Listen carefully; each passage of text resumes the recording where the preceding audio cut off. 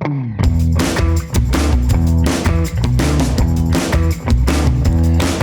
of the reasons I like swimming is that the waterproof smartphone has not yet been invented, or if it has, I haven't seen it yet.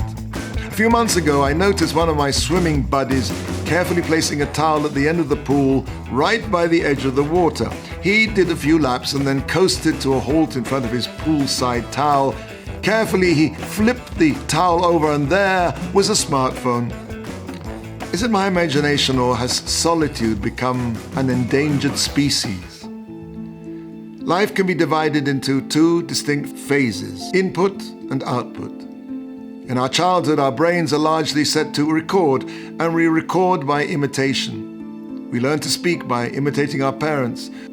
Part of raising a child is to encourage positive role modeling and minimize contact with negative stereotypes. In this week's Torah portion, Jacob sends a message to Esau, his brother, that he sojourned with Love and with Laban.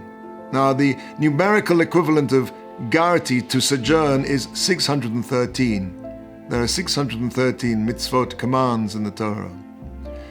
Yaakov was hinting by using this word garti that Love and Laban had not become his role model, and he still kept all the 613 mitzvot of the Torah. The second phase of our life is when we reach maturity. And at this point, imitation has to give way to our own motivation. It's not enough to just do things because that's the way we always did it at home. Lessons learned through imitation have to be relearned and made our own. And if we don't do this, we will never grow to be truly independent thinkers and doers. And not only that, but we'll never become inspiring role models for our children and our students, because they will sense that our mentoring is second-hand and stale. At a certain point in life, we have to pick up the ball ourselves and run with it. And the only way to do this is by giving ourselves time. Time to introspect, time to examine our lives, our wants, our goals.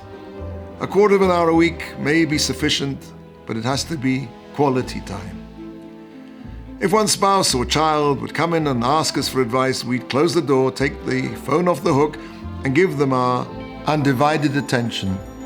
Should we not give ourselves the same attention?